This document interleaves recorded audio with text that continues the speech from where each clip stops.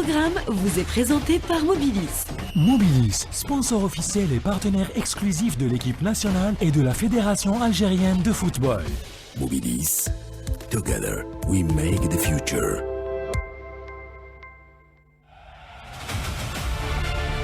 Les frontières s'effacent, les émotions voyagent. Du Canada au Mexique, en passant par les États-Unis, bienvenue dans la spéciale Coupe du Monde 2026. À l'heure mondiale, le football passe à l'heure américaine. Canada, États-Unis, Mexique, bienvenue dans la spéciale Coupe du Monde 2026.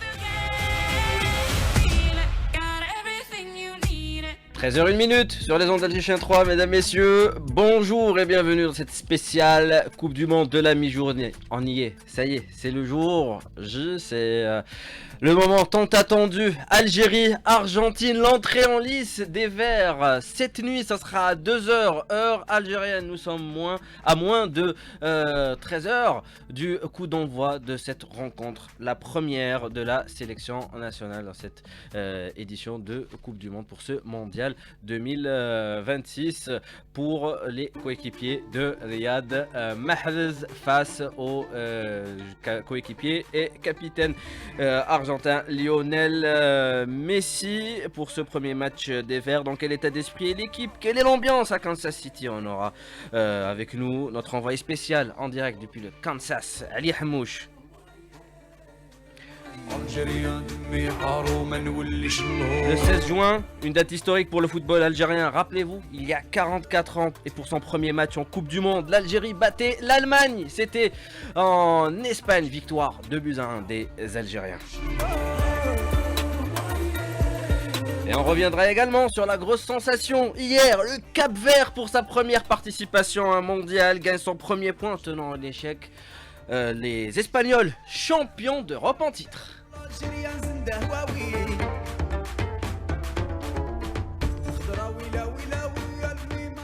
Et à 13h03 dans le vif du sujet, Algérie, Argentine. On est à moins de 13h avant le coup d'envoi de cette rencontre. Et pour parler de ce match, on retrouve sur place à partir de Kansas City notre envoyé spécial, Ali Hamouche.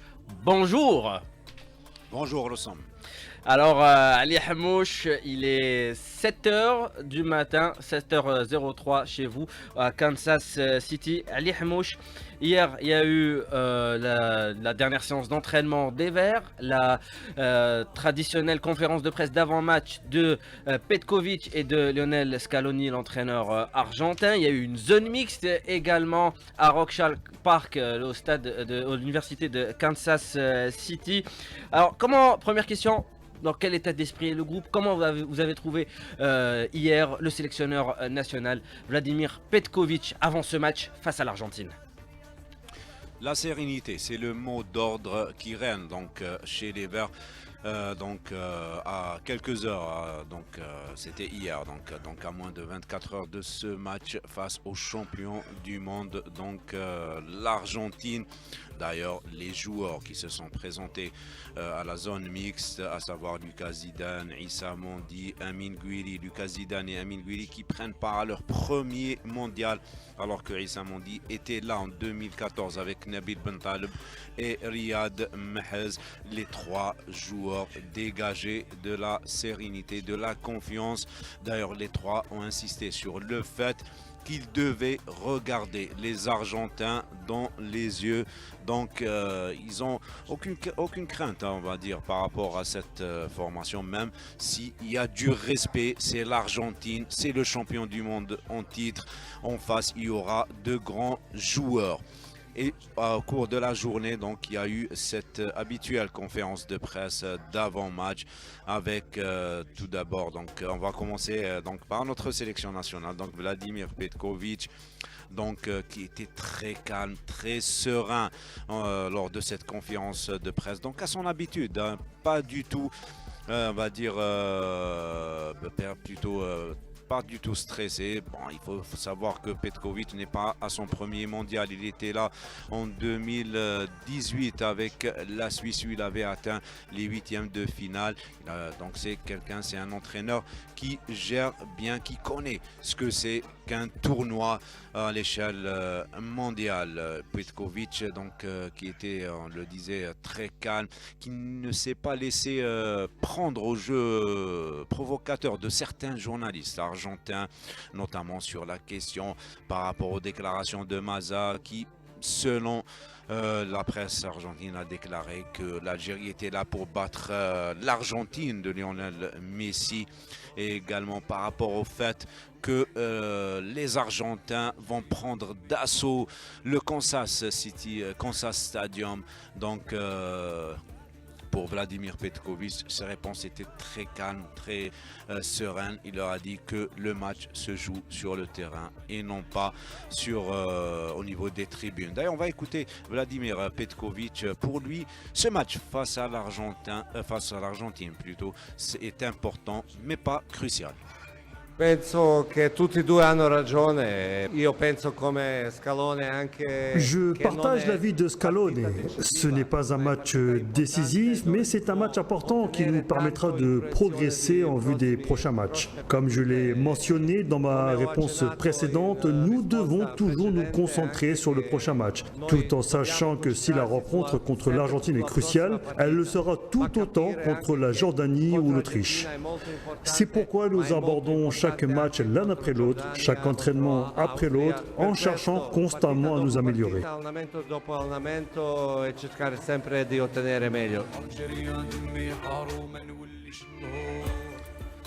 Et Vladimir Petkovic donc a évoqué également le fait que par rapport à l'Argentine, donc c'est une sélection qu'il respecte et qu'il avait sur le plan tactique 2 plans pour affronter cette équipe. D'ailleurs, on l'a vu sur le dernier entraînement où il y avait 3 ateliers, donc 3 groupes de travail, donc notamment avec ce groupe numéro 1.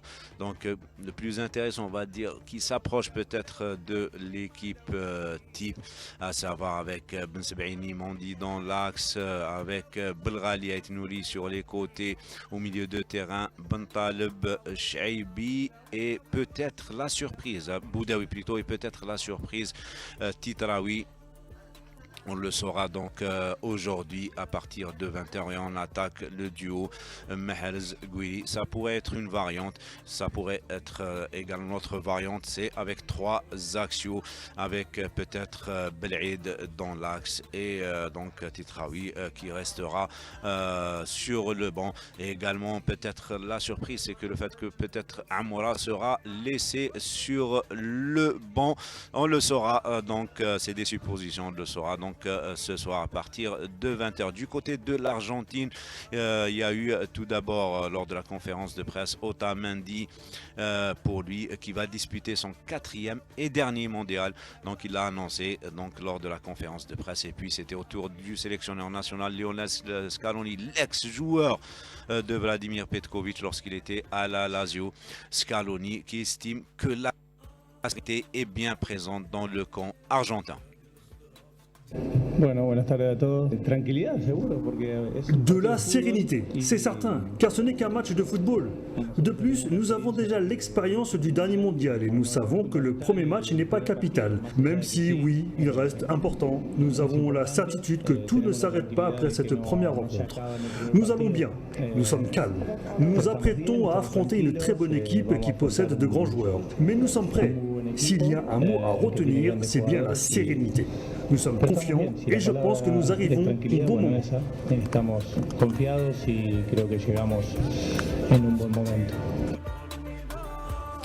Et les 2 conférences de presse qui ont été suivies notamment par une forte présence médiatique dans bien évidemment les envoyés spéciaux des différents médias algériens. D'ailleurs, on va écouter quelques-uns de nos confrères sur les 2 conférences des 2 sélectionneurs. Petrovic, il avait l'air confiant par rapport à ce premier match du groupe face aux champions du monde. Une équipe pleine de talent, qui a des stars au sein de cette équipe. Mais avec Petrovic, on a vu que l'équipe nationale, elle joue généralement bien face aux grandes nations. L'entraîneur Vladimir Petkovic a montré une grande sérénité. Il a mis l'accent sur le fait qu'il veut créer des problèmes à cette équipe d'Argentine qui n'est pas présentée, qu'il va certainement avoir un plan A, mais aussi un plan B pour faire face à d'éventuels problèmes qui peuvent se manifester au cours de cette rencontre. La confiance de l'entraîneur national et sa sérénité dans ses réponses. Preuve en est-il, il a dit qu'on est là pour jouer et pourquoi pas créer la surprise. Chacun des deux coachs a bien étudié l'adversaire, que ce soit les points forts ou les points faibles. Petkovic a été très calme comme d'habitude et très diplomate aussi en citant que c'est l'Argentine qui est favorite et que la pression et le poids sera sur l'Albiceleste. Il a parlé aussi des supporters. Il risque d'être un atout très important dans cette rencontre, qu'il a eu la chair de poule en arrivant ici à Kansas et voir tout ce monde accueillir et soutenir l'équipe nationale. Il est sûr que cela sera très positif pour les joueurs. Il faut savoir aussi que cette sérénité, Vladimir Petkovic la transmet aux joueurs. Donc je le disais, à leur tête, le premier qui s'est présenté devant la presse donc en zone mixte, c'est Luka Zidane. Vraiment, c'est le calme, il est très serein. Il est à l'image de son papa, donc Zinedine Zidane. On va écouter justement Luka Zidane sur le match. On est bien préparé, ça va être un gros match, c'est important de bien rentrer dans la compétition. On sait qu'on joue contre une grosse équipe de l'Argentine, mais bon, nous le plus important c'est se concentrer sur nous-mêmes et faire notre match. Le plus important c'est nous se centrer sur notre jeu. Je pense que c'est la meilleure des manières de commencer ce match et bien commencer la compétition. Donc on va penser à nous et pas trop à l'adversaire. C'est toujours important, le premier match d'une compétition pour la confiance et pour la suite. Donc c'est un match très important et on va essayer de faire un gros match demain. Luka Zidane qui fait partie de ce groupe de joueurs qui vont prendre part à leur premier mondial. Et Luka Zidane, il n'y a pas beaucoup de joueurs, donc père et fils qui ont pris part à un mondial. Donc Zinedine Zidane, donc, qui a disputé une coupe plutôt 3 coupes du monde. Et voilà que son fils qui va prendre part à son premier mondial. Ils ne sont pas nombreux, hein. Il faut vraiment, ça se compte sur le nombre, plutôt sur les doigts des deux mains, les joueurs père et fils qui ont pris part à un mondial. On va écouter Luka Zidane sur le fait de disputer un mondial. C'est toujours une fierté, comme je l'ai dit, toujours de pouvoir représenter son pays. Et surtout pour une Coupe du Monde, c'est ce qu'il y a de plus grand pour un joueur de foot. Donc je suis très content d'être là et hâte que cette compétition elle commence. Et désormais, il y a 2 Zidane qui ont pris part à une Coupe du Monde. Ouais, il y en a 2 maintenant. Et on l'a entendu, donc Luka Zidane très content, très ravi de prendre part à cette Coupe du Monde. Il y a de grands joueurs qui n'ont pas eu cette chance de disputer un mondial. À l'image de George Best, donc, qui n'a pas pu prendre part à un mondial. Également Ryan Giggs qui n'a pas disputé un mondial. Donc il y a beaucoup de joueurs qui n'ont pas eu cette opportunité de prendre part à un mondial. Alstom. Et on espère une très belle carrière pour Luka Zidane en équipe nationale, tout comme son père. Pourquoi pas remporter un mondial, tout comme le papa Zinedine Zidane pour Luka Zidane, le gardien de but de la sélection nationale. Et qui, tel père, tel fils. Et oui, et pourquoi pas, bien sûr. On l'espère. Ali Hamouche, restez avec nous. 13h15 sur RGChain 3.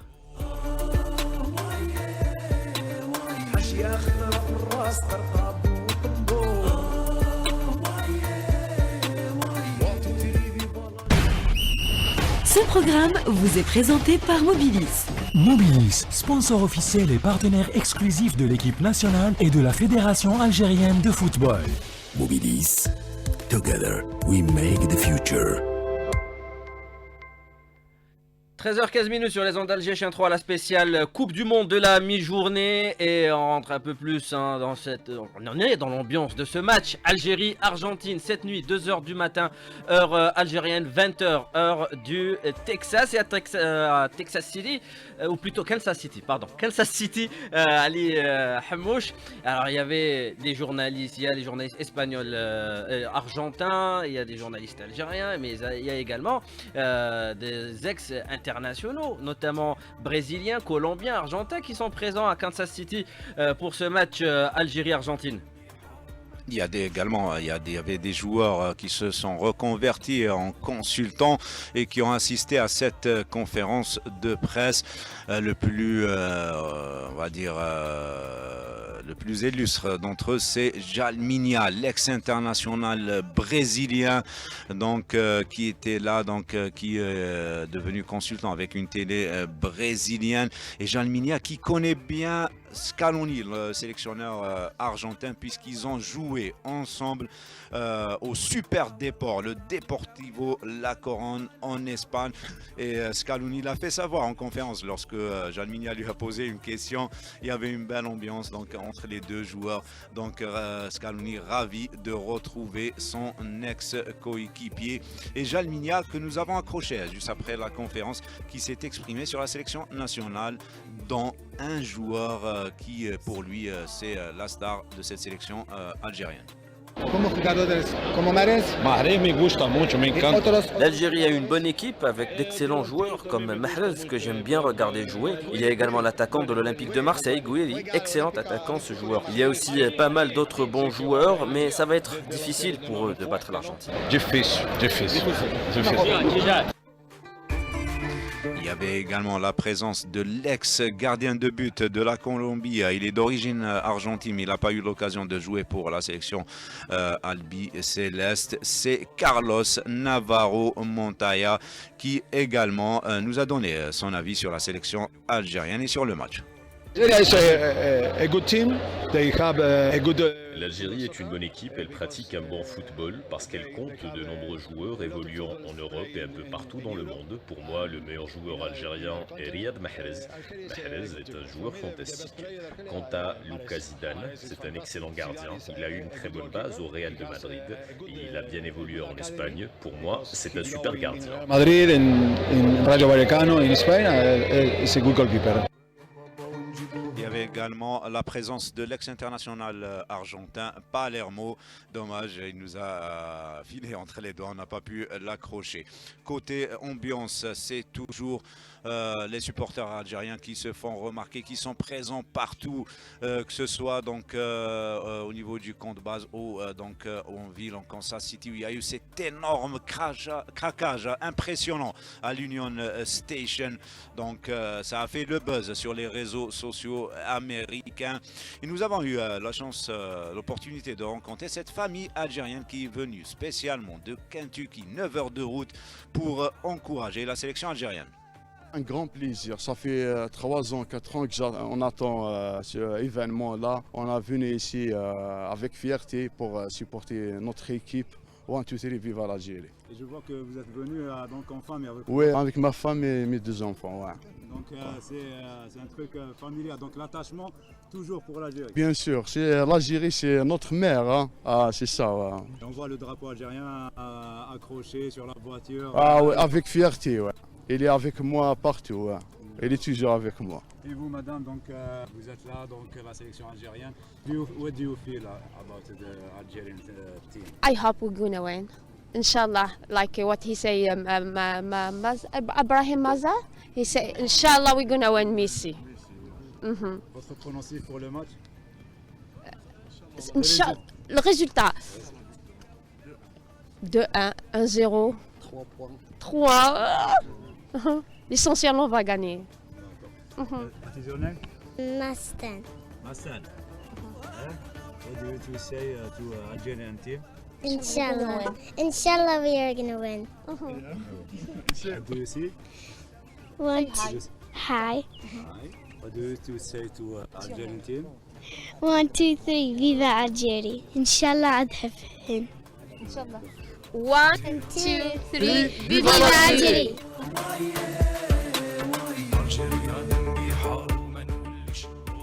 rendez-vous donc ce soir à partir de 20h heure locale ici à Kansas City, à 2h du matin heure algérienne, pour ce choc, cette affiche entre les Verts face aux champions du monde, l'Argentine. Et rendez-vous pris, merci Ali Hamouche pour tous ces détails à partir de Kansas City. On vous retrouvera lors de nos prochaines éditions, nos prochaines spéciales Coupe du Monde. Et également l'ambiance à Kansas City et également l'ambiance à Alger où les Algérois se préparent pour ce match Algérie-Argentine prévu à 2h du matin heure algérienne. Comment les Algérois s'organisent pour voir ce match Algérie-Argentine? Eh bien, Younes Djoudi s'est intéressé à cette question. L'Algérie disputera cette nuit son premier match du Mondial 2026 face à l'Argentine. Une affiche de prestige programmée aux alentours de 2-3 heures du matin, heure algérienne, mais qui ne découragera pas nos supporters à l'image de ce citoyen expatrié venu spécialement profiter de l'ambiance en Algérie. Bon, on va regarder le match d'ensemble et puis il y a les parents aussi qui suivent. On a pris nos petites semaines tranquilles. Les parents restent un peu plus longtemps. Et puis on va le regarder tranquille à la maison, là, comme on fait à la maison, comme en France, comme en Algérie. On va supporter l'Algérie comme toujours. Inch'Allah, ça va bien se passer. L'Argentine, ça va être très compliqué. Moi, mon pronostic, c'est au moins un égalité, un ex-aequo. Moi, j'aimerais bien qu'on gagne, tu vois. Mais voilà, je vais pas vendre de rêves, je vais pas m'imaginer des choses, mais j'aimerais tellement qu'on gagne. Inch'Allah, Rabbi ma'ana, Inch'Allah narbahu ga. Malgré cet horaire tardif, les autorités ont prévu plusieurs espaces de diffusion pour permettre aux supporters de vivre la rencontre dans une ambiance festive et sécurisée. Fan zone, écran géant et animation sont ainsi au programme dans plusieurs villes du pays, selon le directeur de la jeunesse et des sports, Monsieur Saadi. On s'organise, on est là pour accompagner tous nos vrais fans, les supporters. D'ailleurs, on installe des fan zones un peu partout sur Alger pour que tout le monde puisse vivre l'effervescence de la Coupe du Monde. C'est à partir de ce soir, bien sûr, c'est les premiers matchs de notre équipe nationale. Les fan zones sont ouvertes pour que tous les supporters puissent regarder le match, malgré leur tardif. Une organisation pensée pour que les Algériens puissent soutenir les Fennecs jusqu'au bout de la nuit. Même ambiance également du côté d'Oran où on retrouve avec ce compte rendu Mohamed Hamza Belmadani qui nous parle de l'ambiance qui règne à Oran avant ce match Algérie-Argentine. Même si le match de notre équipe nationale face à l'Argentine, comptant pour le premier tour de la Coupe du Monde, se déroulera à 2h du matin, les Oranais seront nombreux à rester éveillés pour suivre cette grande affiche mondiale. Devant leurs écrans à la maison, dans les cafétérias, les hôtels ou encore les espaces publics, les supporters des Verts ont chacun leur propre programme pour vivre ce rendez-vous très attendu. Certains ont choisi de suivre la rencontre en famille, alors que d'autres, malgré une journée de travail prévue le lendemain, sont prêts à sacrifier quelques heures de sommeil pour encourager les coéquipiers de Riyad Mahrez. Lors d'une tournée au centre-ville d'Oran ce matin, plusieurs fans des Verts rencontrés ont exprimé leur impatience avant cette confrontation face aux Argentins. Ils espèrent voir l'équipe nationale réaliser un exploit, un adversaire de très haut niveau, même s'ils reconnaissent que la mission s'annonce difficile. ربي اليوم بارتيه ان شاء الله هي باذن الله نكونوا في المستوى ان شاء الله تكون النتيجه مليحه لينا وغادي نتفرجوا عند في الصديقيه قال لك غادي يديروا لنا على الهواء نستغلوها تما ان شاء الله يا رب. المباراه قويه جدا وان شاء الله نفوزوا على المنتخب الارجنتيني ب2-1. المباراه تاع المنتخب الوطني ان شاء الله اليوم فيها ان شاء الله مربوحه باسكو حنا توجور نبغوا نربح للبلاد يديروها الليل صباح الشيا راح نتفرجوا. Pour les fans des Verts, ce genre de rencontre représente une occasion exceptionnelle de faire rayonner le football algérien sur la scène internationale et de montrer leur attachement indéfectible à l'équipe nationale. D'Oran, Mohamed Hamza Belmadani, Alger, Champour. Algérie-Argentine, 2h du matin, heure algérienne, une rencontre que vous pourrez suivre bien évidemment en direct sur nos ondes.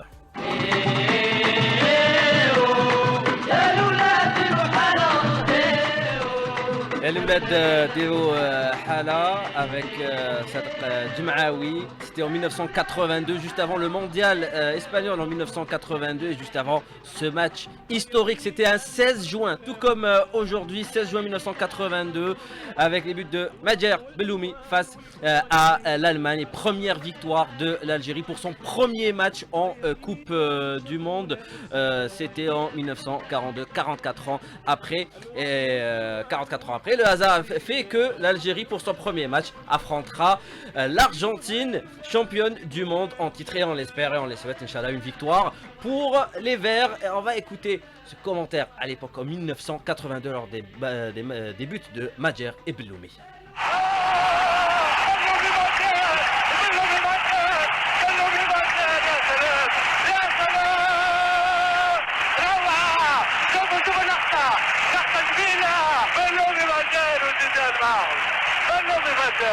يا سلام يعني بتقدم تدخل عساك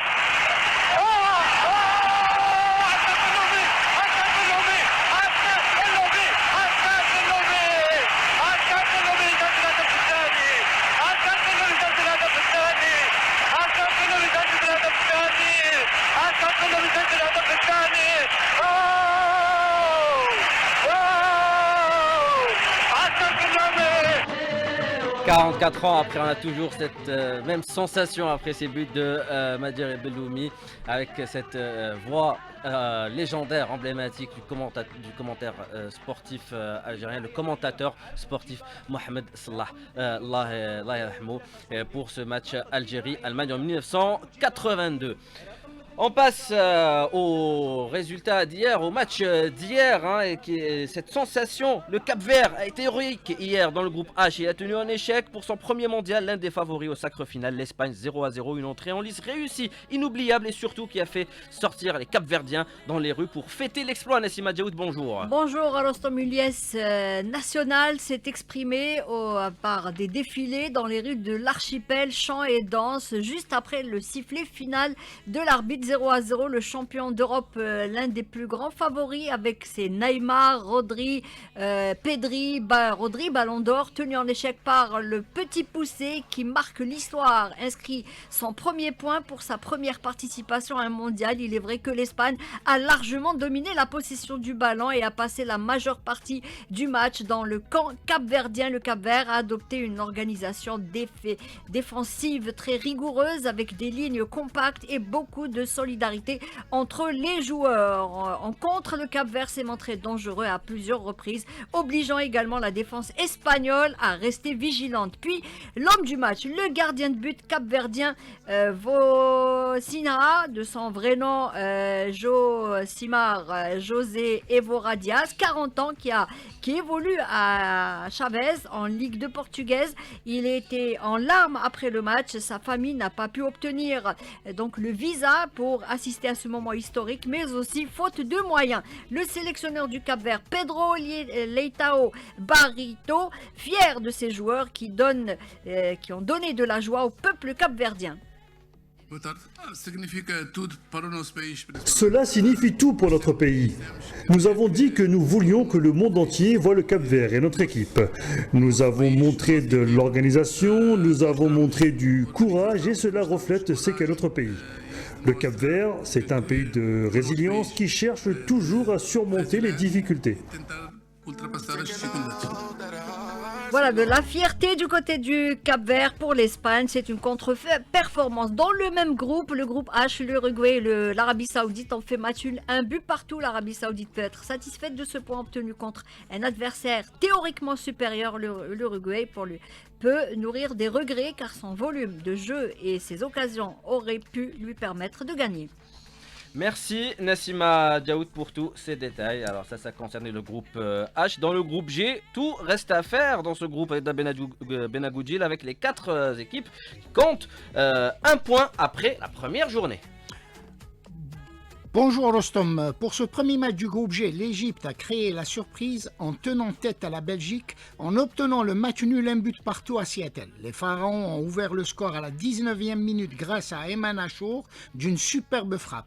Bien organisés défensivement, les Égyptiens vont résister jusqu'à la 66e minute où Lukaku, entré en jeu quelques secondes avant, va provoquer le but contre son camp de Mohamed Hani. Le score ne changera pas malgré plusieurs occasions de part et d'autre. Pour Souleymane El Mehdi, le gardien remplaçant égyptien, les ambitions égyptiennes sont grandes.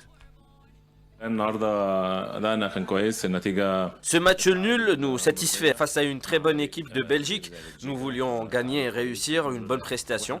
Je remercie tous les supporters qui nous ont encouragés. Nos ambitions sont grandes. Pour mener ce groupe G, nous pouvons rivaliser avec toutes les équipes et on espère réussir.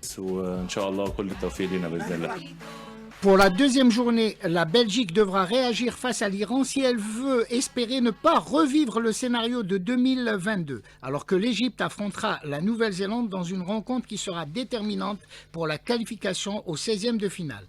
Dans l'autre match du groupe G, la Nouvelle-Zélande et l'Iran n'ont pu se départager en faisant match nul 2 buts partout. Les All White ont ouvert le score par leur milieu de terrain Elijah Just à la 7e minute, avant que l'arrière droit iranien Rami Razayan n'égalise à la 32e. En seconde période, la Nouvelle-Zélande reprend l'avantage par Elijah Just à la 54e minute. Les Iraniens réussiront à revenir à la marque sur une superbe tête de Mohamed Mouhabbi à la 64e minute. Cette rencontre très disputée a confirmé que ce groupe G va être très serré puisque les 4 équipes totalisent 1 point chacune.